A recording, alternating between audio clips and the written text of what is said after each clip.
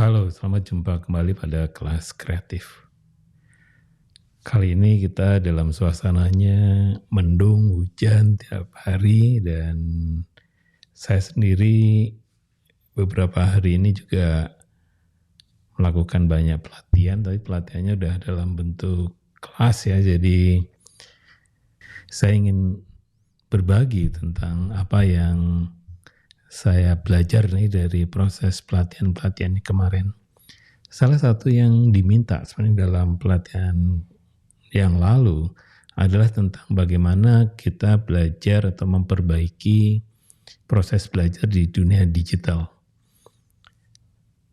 Beberapa tahun yang lalu saya waktu pertama kali pandemi sebenarnya tidak hirau gitu tentang apa yang dimaksud dengan kelas digital, karena paling tidak apa yang kita punya di kelas-kelas face to face atau kelas faktual itu bisa langsung dipakai di kelas-kelas online.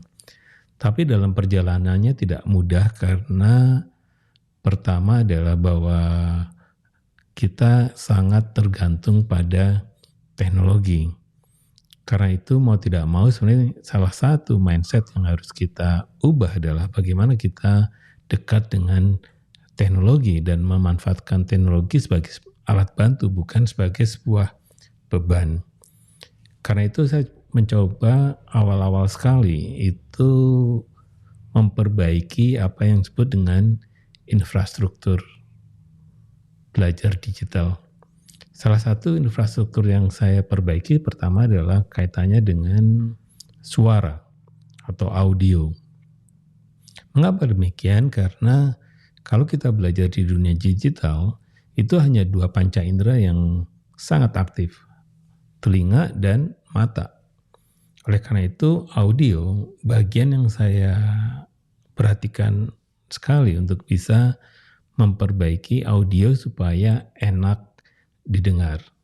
Paling tidak ada distorsi atau noise dan sebagainya, supaya para pembelajar juga nyaman pada saat mendengarkan, baik lewat speaker di handphone atau speaker di laptop atau menggunakan eksternal headphone.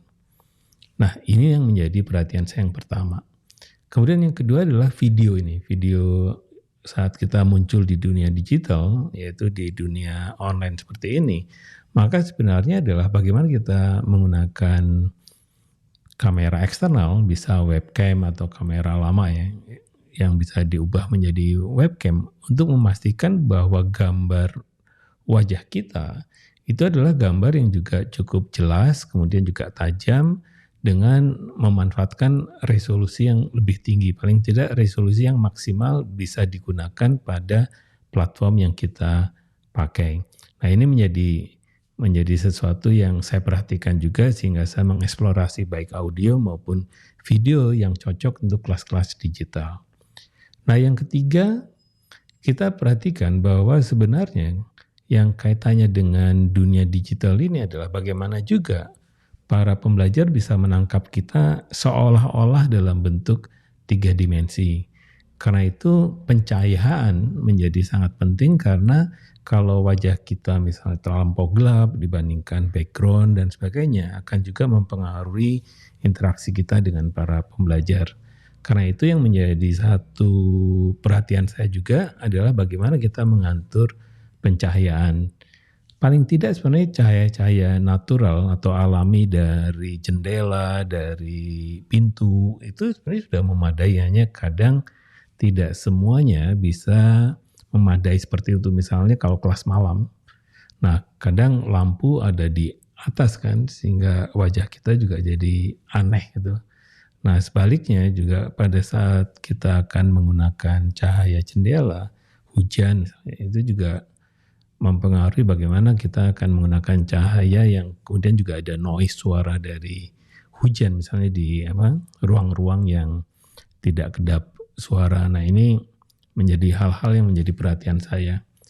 Tetapi lambat laun sebenarnya adalah ada yang menjadi tantangan kita semua. Bagaimana kita menjadi sangat bosan gitu dengan kelas-kelas itu, sehingga pada satu masa sebenarnya adalah kita mencoba berpikir, apakah sebenarnya di dalam kelas-kelas digital ini kita manfaatkan aplikasi-aplikasi tambahan, dan itu bagi anak-anak muda ya yang pernah berkolaborasi dengan saya itu sangat fasih gitu, bagaimana menggunakan mural, menggunakan whiteboard ya, kemudian juga bagaimana menggunakan Canva, bagaimana menggunakan Mentimeter, bagaimana menggunakan Miro dan sebagainya.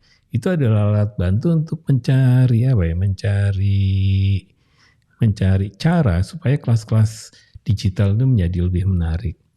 Tetapi selalu halangannya sebenarnya dengan apa yang kita sebut sebagai pulsa sih. Jadi kaitannya dengan kecepatan internet di masing-masing tempat. Kadang kalau kita menggunakan aplikasi yang ketiga, berarti kan harus membuka 2-3 aplikasi pada saat kelas atau pada saat pelatihan virtual semacam itu.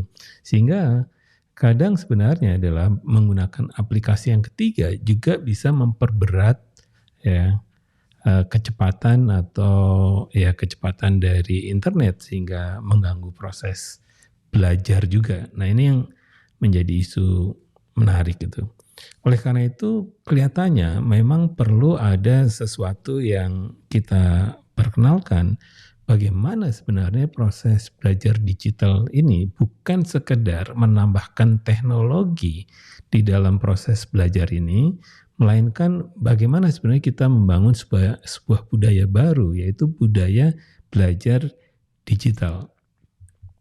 Oleh karena itu, kalau kita belajar dari proses ini, itu kita sebenarnya sangat dipengaruhi oleh kebiasaan-kebiasaan yang dilakukan oleh para pembelajar. Nah, para pembelajar saat ini umumnya memang secara natif sudah digital. Jadi kadang kritik saya adalah pada saat kita kelas serius gitu, pasti alasannya adalah internet atau kecepatan dari internet yang disediakan oleh para provider. Tapi yang menarik adalah pada saat di luar kelas, mereka kelihatannya tidak ada problem ketika bermain Instagram atau bermain TikTok atau bermain dengan YouTube dan sebagainya. Itu tampak sekali sebenarnya tidak ada masalah.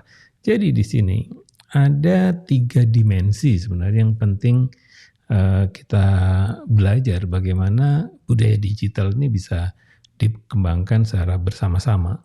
Yang pertama sebenarnya adalah mirip juga kita di dalam dunia sehari-hari. Ada yang kita kenal dengan nongkrong. Oleh karena itu nongkrong digital itu menjadi salah satu cara untuk membuat pembelajar nyaman di dunia digital seperti ini.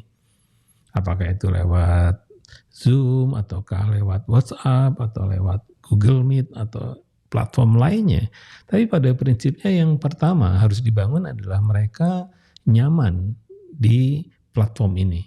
Karena itu ada satu tips, pada saat kita memilih platform yang akan dipakai pada kelas-kelas digital, sekurang-kurangnya kita harus melakukan konsultasi dengan pembelajar, apa sebenarnya platform yang mereka sukai, sehingga di dalam memilih teknologi itu juga secara demokratik, bukan pilihan dari kampus atau dosen atau pelatihnya, tapi kita bisa menawarkan apa sebenarnya platform yang nyaman bagi mahasiswa.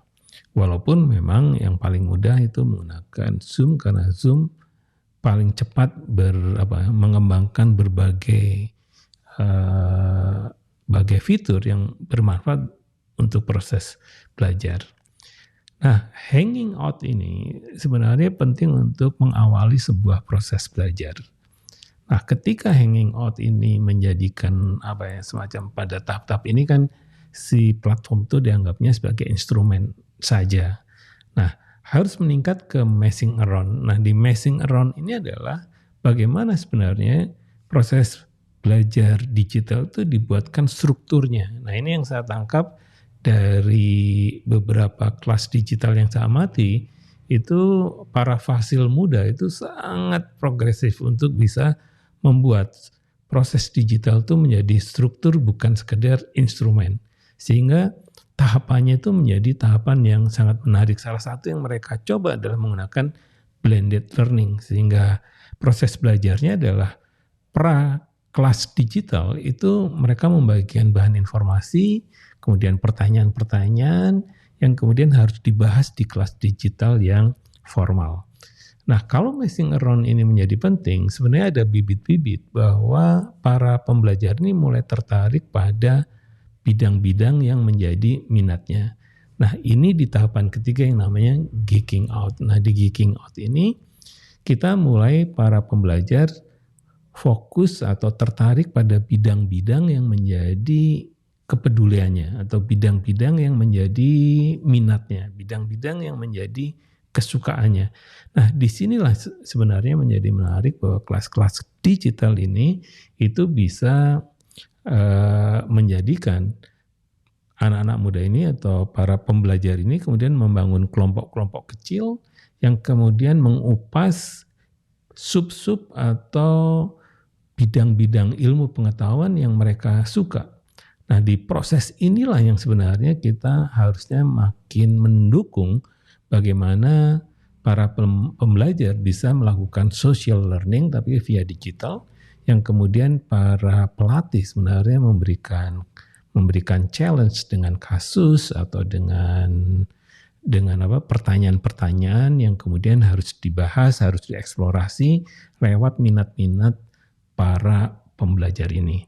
Nah, dengan 3 dimensi ini, itu adalah satu budaya baru di dalam new digital learning. Nah, ini yang ingin saya sampaikan bahwa di dalam prosesnya, kembali pada bahwa di dalam proses digital ini, pada akhirnya kan kita ingin membuat virtual learning. Nah, virtual learning ini adalah tadi ada prasyarat-prasyaratnya dari mulai pengembangan infrastruktur, ya kemudian pengembangan juga aplikasi-aplikasi yang mau dipakai. Tetapi yang paling penting adalah membangun budaya tadi dari mulai yang kita sebut sebagai yang namanya hanging out tadi, kemudian kita buat menjadi messing around, dan pada akhirnya adalah memunculkan geeking out. Jadi mereka mulai suka dengan platformnya, kemudian mulai mengeksplorasi dan mulai juga tertarik pada konten yang akan menjadi proses